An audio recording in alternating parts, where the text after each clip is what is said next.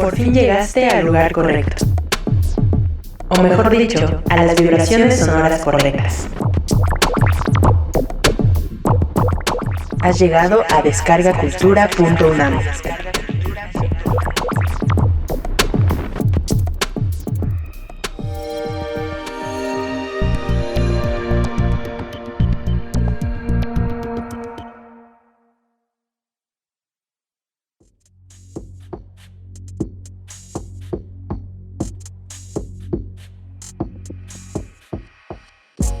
Pero sí, escuchar cultura es otra experiencia muy diferente a la que tuvimos de chavos, de irte a la biblioteca, sacar libros ahí en la facultad, en la biblioteca, leerlos, devolverlos. Era muy complicado, como tú decías, ir leyendo las tragedias griegas en el camión que me llevaba a CU, pero escucharla a lo mejor hubiera sido otra experiencia en mi época como estudiante. Me hubiera gustado que hubiera habido Descarga Cultura en mi época de estudiante.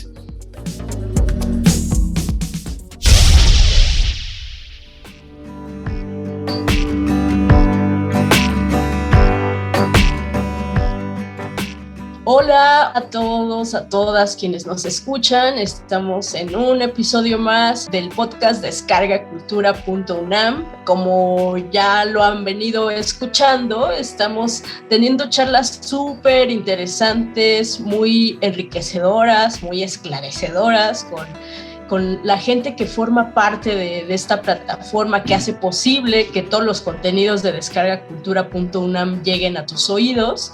Y pues esta ocasión no es la excepción, nos acompaña una persona que es fundamental en el proyecto de descargacultura.unam.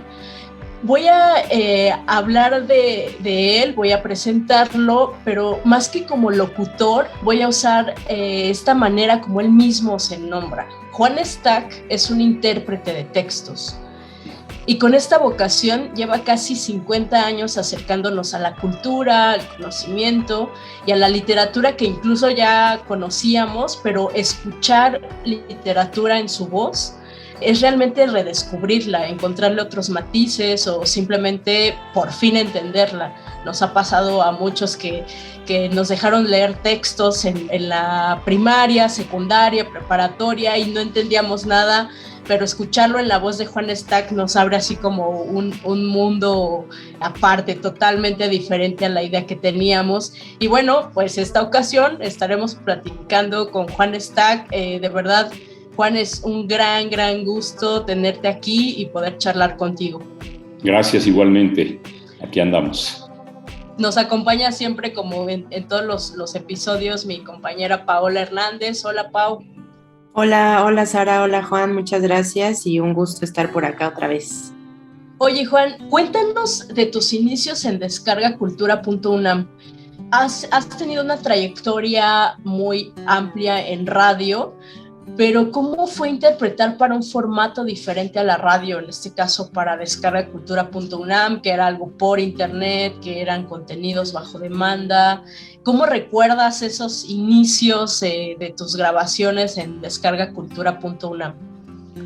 No sé en qué momento o qué fecha poner como inicio de Descarga Cultura, porque muchos de los contenidos que están en Descarga Cultura los hice ahora sí que hace más de 12 años, como las radionovelas que hacía yo desde 1980, o un audiolibro que me gusta mucho que hice con Mirna Ortega y con Eduardo Ruiz Aviñón, que es El fantasma de Canterville.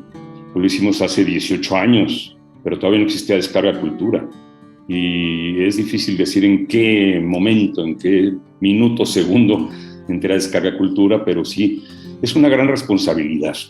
Es un compromiso muy fuerte, porque hoy sí que tiene que decirlo uno como si fuera propio, como si fuera como si uno lo hubiera escrito, uno lo estuviera diciendo de su propia voz.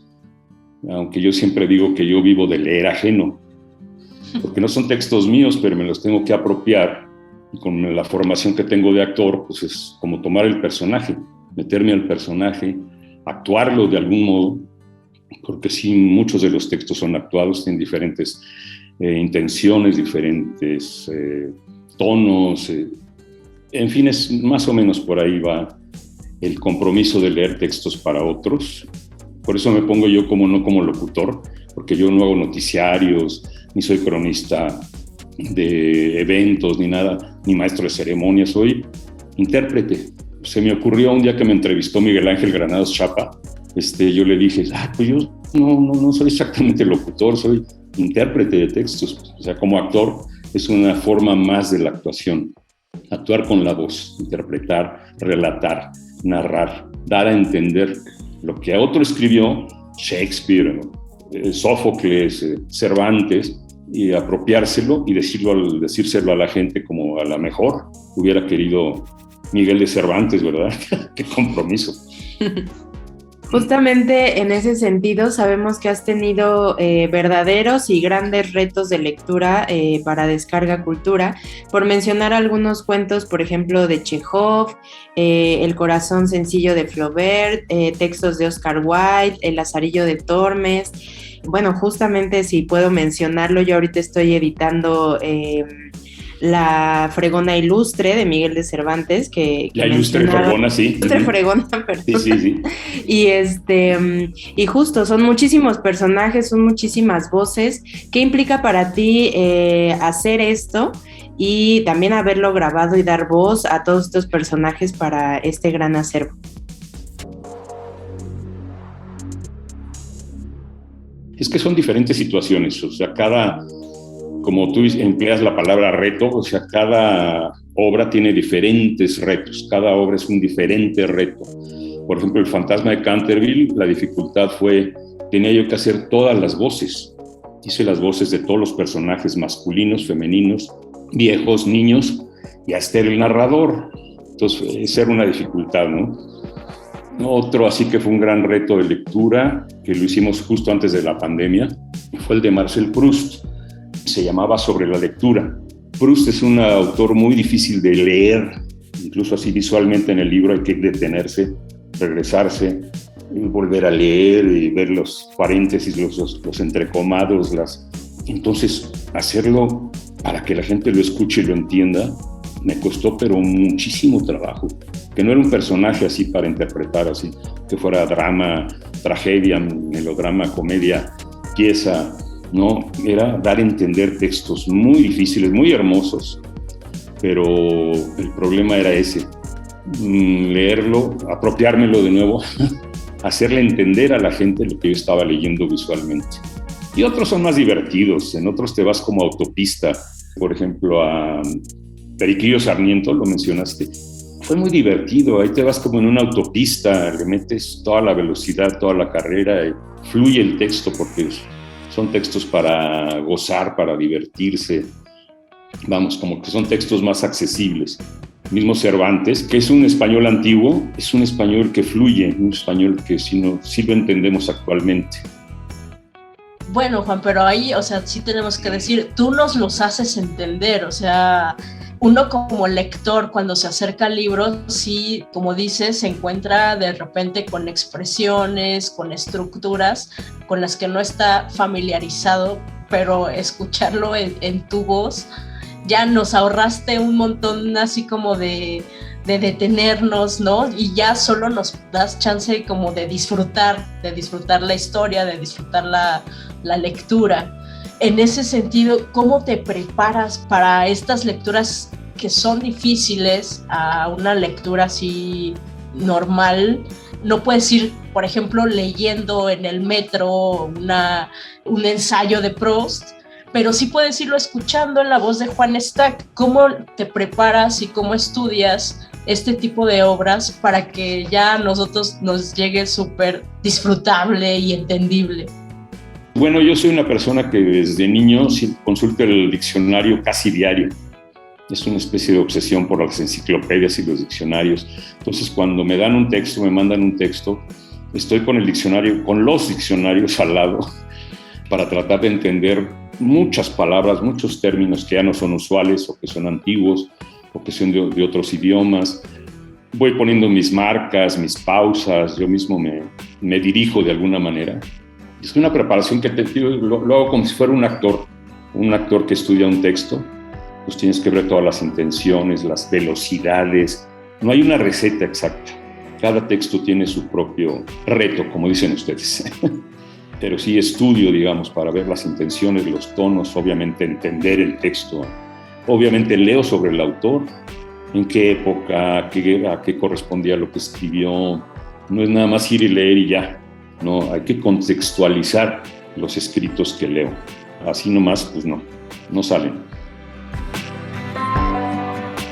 Pasando pues a un tema más específico de algunos de los títulos que has leído, en 2021 se ha conmemorado la caída de México Tenochtitlan frente al ejército de Hernán Cortés, y en ese marco pues tú hiciste la grabación, diste lectura a la novela de Carlos Fuentes, Los hijos del conquistador, sí, en donde justamente se hace como un diálogo entre los dos hijos de Hernán, que los dos se llaman Martín, y entonces es Martín el hijo de Malinche, Martín el hijo de la esposa española. Pero además también hace ya varios años, yo creo que quizá fue de tus primeras grabaciones ya cuando existía Descarga Cultura, también hiciste la lectura, la grabación de algunas de las cartas de relación de Hernán Cortés. Sí. ¿Puedes platicarnos de esta experiencia de acercarte y de acercarnos a la historia de México a través de estos textos? Casualmente, cuando me mandaron el material, yo estaba leyendo los textos de José Luis Martínez sobre Hernán Cortés. Entonces dije, caray, esto es lo que estoy leyendo. Y entonces se me hizo una casualidad pues ni tan casual, porque pues, es el año de las conmemoraciones. Pero se me hizo muy padre leer un fragmento de lo que yo estaba leyendo, toda la caída de Tenochtitlan. Son textos muy difíciles. Me acordé de La visión de los vencidos, en traducción de Miguel León Portilla y Ángel María Garibay, que está lleno de nombres en náhuatl. Todos los nombres son complicadísimos para nosotros que queremos que hablamos inglés, francés, italiano, alemán. El náhuatl lo tenemos desdeñado, pero ya meterse con León Portilla y todo lo que dice en La visión de los vencidos para mí fue dificilísimo, porque además lo tienes que decir como si fuera tu propia lengua, ja. Entonces, sí fue todo un reto hacer ese. Con Bernal Díaz del Castillo, ya aunque pone nombres, son los nombres en náhuatl, pero españolizados. Los hijos del conquistador, mi primera propuesta de lectura iba a ser darle una voz diferente a cada hijo. Además, Carlos Fuentes es un autor, uno de mis autores mexicanos favoritos. Fue mis primeras lecturas de adolescencia. Sus lecturas fueron formativas para mi temperamento, para mi formación como ser humano, como adolescente. Yo no conocí este texto de Los hijos del conquistador. Me sorprendió y me encantó.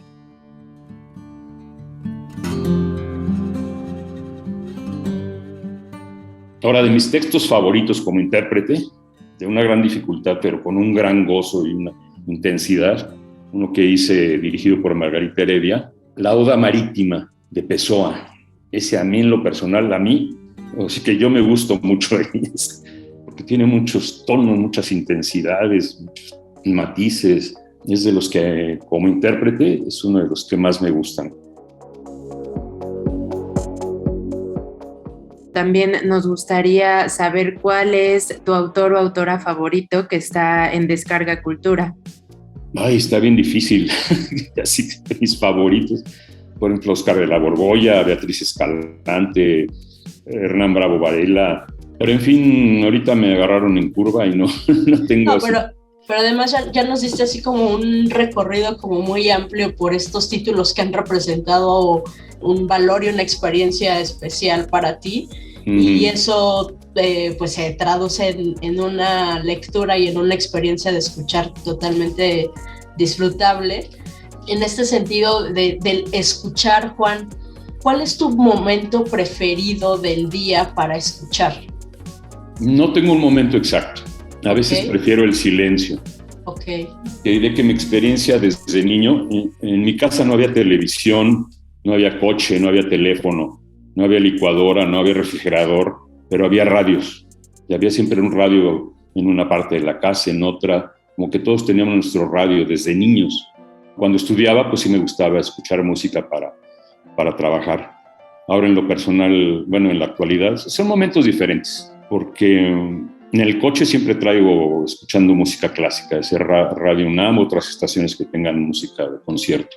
Horizonte, Opus 94, a veces Radio Ibero, pero aquí en la casa a veces prefiero el silencio, precisamente porque mi trabajo es estar con bocinas, con ruidos, con audífonos, con reproductores, montajes, y cuando están montando un texto lo tienen que estar repite hasta que queda. Y tú. No, a veces prefiero el silencio, precisamente porque trabajo con mucho audio, mucha música.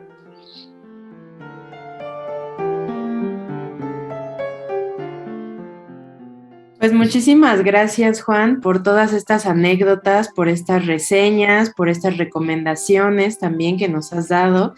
Gracias por ser parte de este gran acervo y pues que sigamos por mucho tiempo más escuchando tu voz, todo ese trabajo que tú haces atrás, antes de grabar, obviamente, como ya nos lo contaste, ¿no? Pero también en la grabación, eres parte importante de todo esto.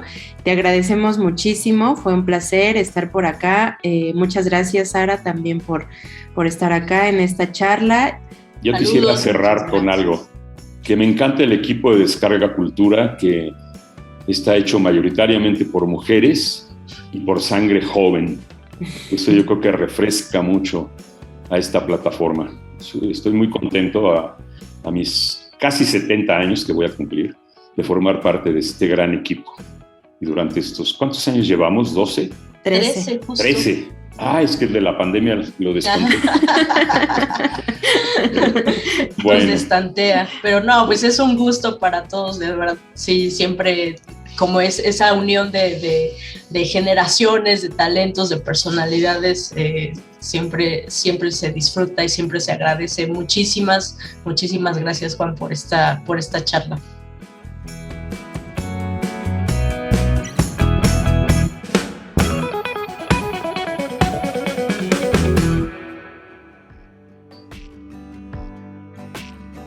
Y para terminar el episodio de hoy, vamos a escuchar La Cena, relato fantástico escrito por Alfonso Reyes, en el que el sueño y la realidad se confunden en una experiencia irracional. Esta versión está leída por Juan Stack y es apenas una probadita de todo lo que nuestro invitado de hoy ha realizado para descargacultura.unam. Recuerda usar tus audífonos para disfrutar mejor este audio.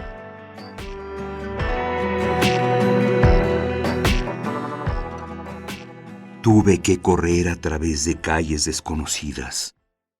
El término de mi marcha parecía correr delante de mis pasos, y la hora de la cita palpitaba ya en los relojes públicos. Las calles estaban solas. Serpientes de focos eléctricos bailaban delante de mis ojos. A cada instante surgían glorietas circulares, sembrados arriates, cuya verdura, a la luz artificial de la noche, cobraba una elegancia irreal. Creo haber visto multitud de torres, no sé si en las casas y en las glorietas, que ostentaban a los cuatro vientos, por una iluminación interior, 4 redondas esferas de reloj. Yo corría, azuzado por un sentimiento supersticioso de la hora. Si las 9 campanadas, me dije, me sorprenden sin tener la mano sobre la aldaba de la puerta, algo funesto acontecerá. Y corría frenéticamente mientras recordaba haber corrido a igual hora por aquel sitio y con un anhelo semejante. ¿Cuándo? Al fin los deleites de aquella falsa recordación me absorbieron de manera que volví a mi paso normal sin darme cuenta. De cuando en cuando, desde las intermitencias de mi meditación, veía que me hallaba en otro sitio y que se desarrollaban ante mí nuevas perspectivas de focos, de placetas sembradas, de relojes iluminados. No sé cuánto tiempo transcurrió en tanto que yo dormía en el mareo de mi respiración agitada. De pronto, 9 campanadas sonoras resbalaron con metálico frío sobre mi epidermis. Mis ojos, en la última esperanza, cayeron sobre la puerta más cercana. Aquel era el término. Entonces, para disponer mi ánimo, retrocedí hacia los motivos de mi presencia en aquel lugar. Por la mañana, el correo me había llevado una esquela breve y sugestiva. En el ángulo del papel se leían manuscritas las señas de una casa. La fecha era del día anterior. La carta decía solamente: Doña Magdalena y su hija Amalia esperan a usted a cenar mañana a las 9 de la noche. Ah, si no faltara. Ni una letra más. Yo siempre consiento en las experiencias de lo imprevisto. El caso, además, ofrecía singular atractivo. El tono, familiar y respetuoso a la vez, con que el anónimo designaba a aquellas señoras desconocidas.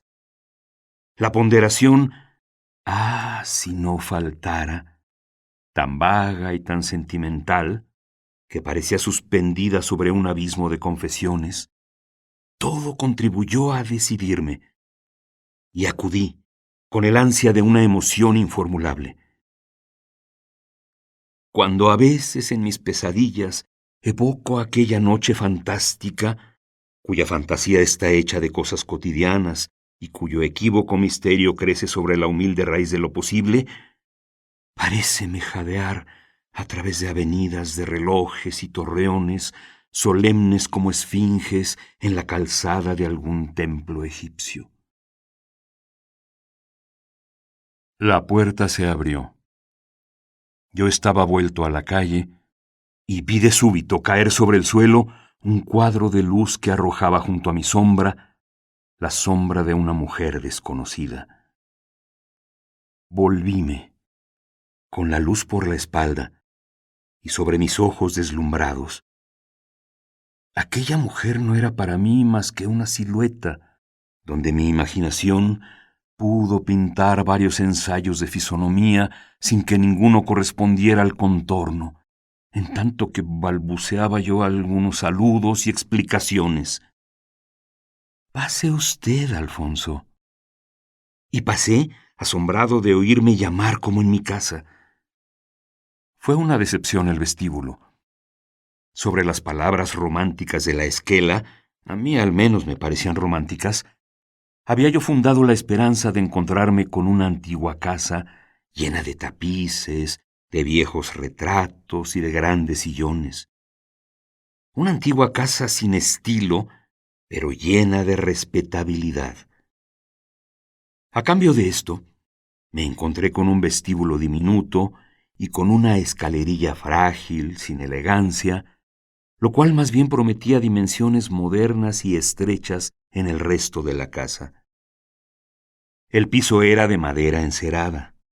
Los raros muebles tenían aquel lujo frío de las cosas de Nueva York, y en el muro, tapizado de verde claro, gesticulaban como imperdonable signo de trivialidad 2 o 3 máscaras japonesas. Hasta llegué a dudar, pero alcé la vista y quedé tranquilo.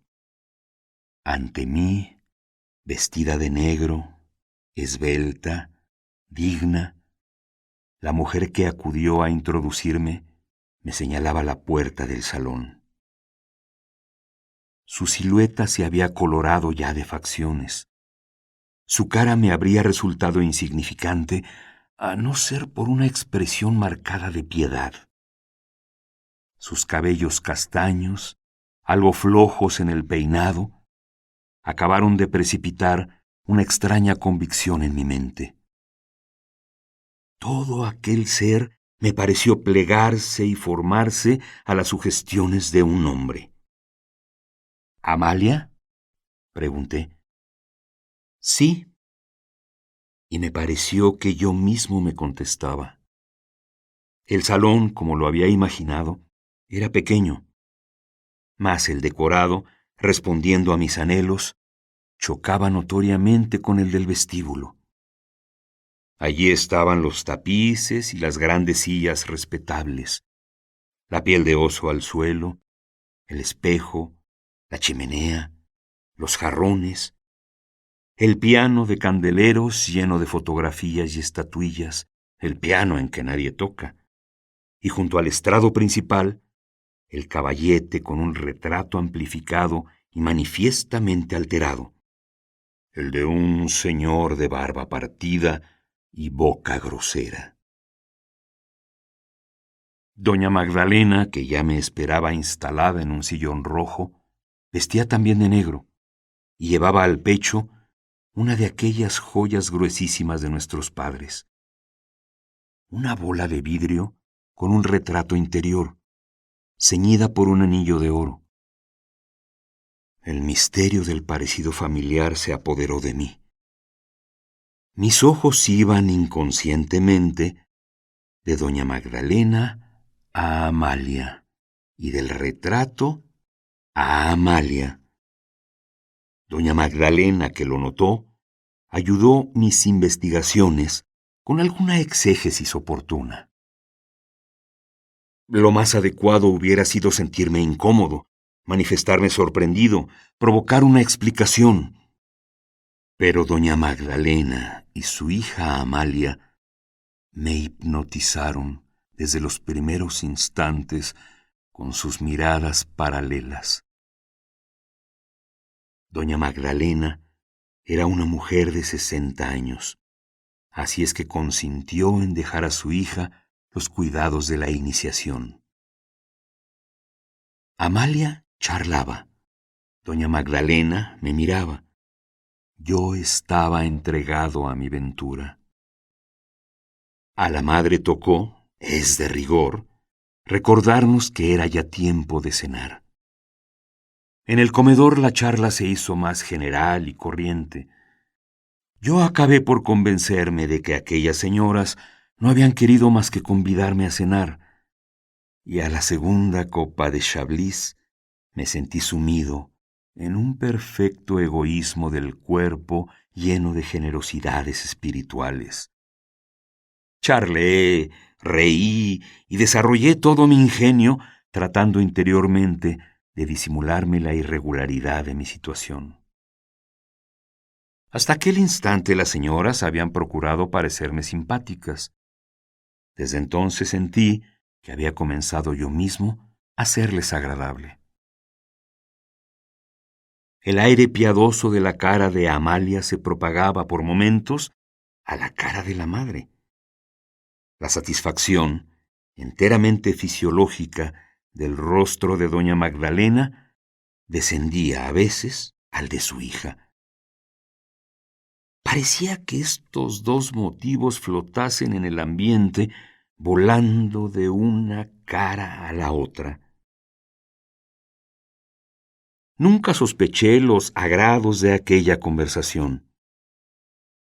Aunque ella sugería vagamente no sé qué evocaciones de Sudermann, con frecuentes rondas al difícil campo de las responsabilidades domésticas, y, como era natural en mujeres de espíritu fuerte, súbitos relámpagos ibsenianos, yo me sentía tan a mi gusto como en casa de alguna tía viuda y junto a alguna prima, amiga de la infancia, que ha comenzado a ser solterona.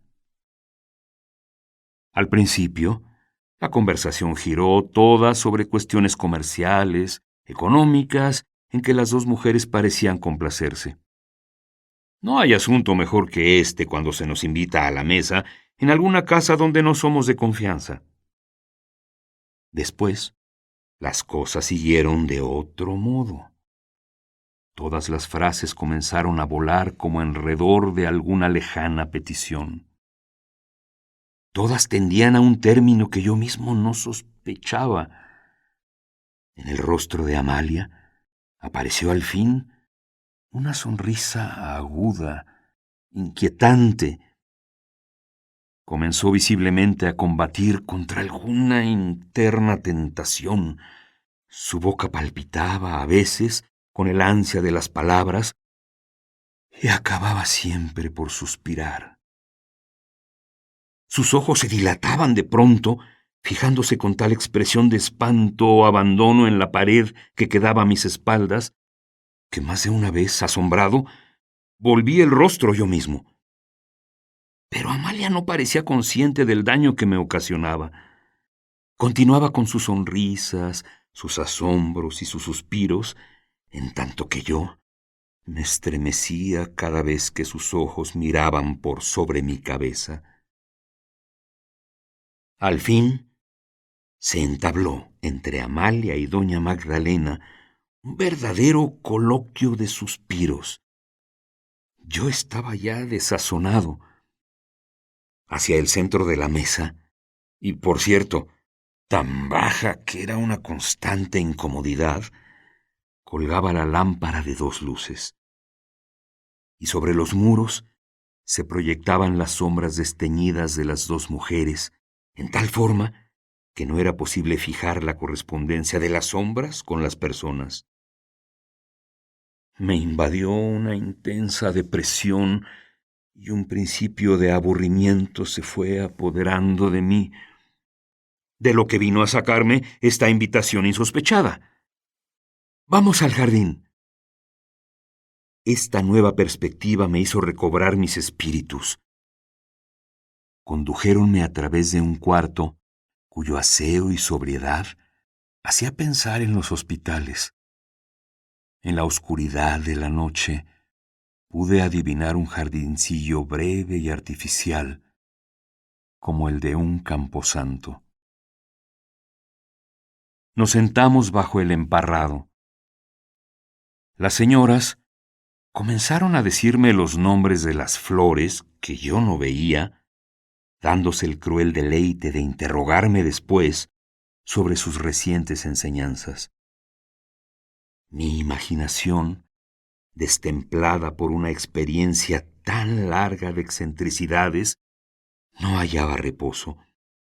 Apenas me dejaba escuchar y casi no me permitía contestar.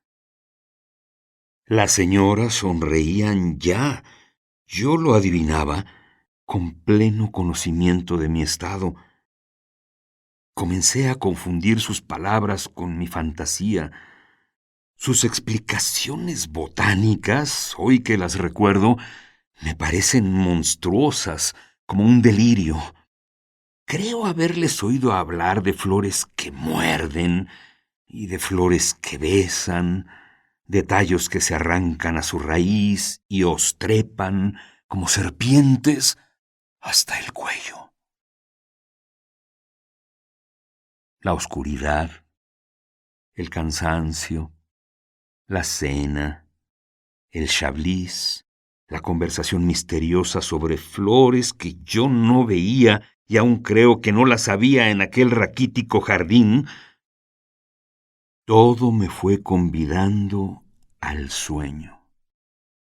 Y me quedé dormido sobre el banco, bajo el emparrado. «Pobre capitán», oí decir cuando abrí los ojos. Lleno de ilusiones marchó a Europa. Para él se apagó la luz. En mi alrededor reinaba la misma oscuridad. Un vientecillo tibio hacía vibrar el emparrado. Doña Magdalena y Amalia conversaban junto a mí, resignadas a tolerar mi mutismo. Me pareció que habían trocado los asientos durante mi breve sueño. Eso me pareció. «Era capitán de artillería», me dijo Amalia. «Joven y apuesto, si los hay». Su voz temblaba. Y en aquel punto sucedió algo que en otras circunstancias me habría parecido natural, pero que entonces me sobresaltó y trajo a mis labios mi corazón. Las señoras, hasta entonces, solo me habían sido perceptibles por el rumor de su charla y de su presencia. En aquel instante, alguien abrió una ventana en la casa y la luz vino a caer inesperada sobre los rostros de las mujeres y, ¡oh cielos!, los vi iluminarse de pronto, autonómicos, suspensos en el aire, perdidas las ropas negras en la oscuridad del jardín, y con la expresión de piedad grabada hasta la dureza en los rasgos. Eran como las caras iluminadas en los cuadros de Echave el Viejo, astros enormes y fantásticos. Salté sobre mis pies sin poder dominarme ya. «Espere usted», gritó entonces doña Magdalena, «aún falta lo más terrible». Y luego, dirigiéndose a Amalia, «Hija mía, continúa. Este caballero no puede dejarnos ahora y marcharse sin oírlo todo». «¿Y bien?», dijo Amalia. «El capitán se fue a Europa. Pasó de noche por París, por la mucha urgencia de llegar a Berlín. Pero todo su anhelo era conocer París. En Alemania tenía que hacer no sé qué estudios en cierta fábrica de cañones. Al día siguiente de llegado, perdió la vista en la explosión de una caldera. Yo estaba loco. Quise preguntar, ¿qué preguntaría? Quise hablar, ¿qué diría? ¿Qué había sucedido junto a mí? ¿Para qué me habían convidado? La ventana volvió a cerrarse y los rostros de las mujeres volvieron a desaparecer.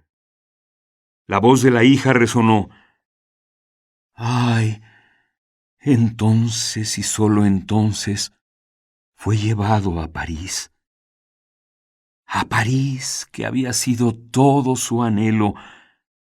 Figúrese usted que pasó bajo el arco de la estrella. Pasó ciego bajo el arco de la estrella, adivinándolo todo a su alrededor. Pero usted le hablará de París, ¿verdad? Le hablará del París que él no pudo ver. Le hará tanto bien». «Ah, si no faltara. Le hará tanto bien». Y entonces me arrastraron a la sala, llevándome por los brazos como a un inválido. A mis pies se habían enredado las guías vegetales del jardín. Había hojas sobre mi cabeza. «Helo aquí», me dijeron mostrándome un retrato. Era un militar.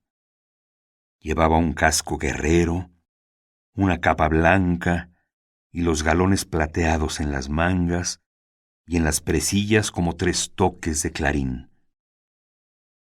Sus hermosos ojos bajo las alas perfectas de las cejas tenían un imperio singular. Miré a las señoras. Las 2 sonreían como en el desahogo de la misión cumplida. Contemplé de nuevo el retrato. Me vi yo mismo en el espejo. Verifiqué la semejanza. Yo era como una caricatura de aquel retrato. El retrato tenía una dedicatoria y una firma. La letra era la misma de la esquela anónima recibida por la mañana. El retrato había caído de mis manos y las 2 señoras me miraban con una cómica piedad. Algo sonó en mis oídos como una araña de cristal que se estrellara contra el suelo, y corrí a través de calles desconocidas. Bailaban los focos delante de mis ojos, los relojes de los torreones me espiaban congestionados de luz. ¡Oh, cielos! Cuando alcancé, jadeante, la tabla familiar de mi puerta, 9 sonoras campanadas estremecían la noche. Sobre mi cabeza había hojas. En mi ojal, una florecilla modesta que yo no corté.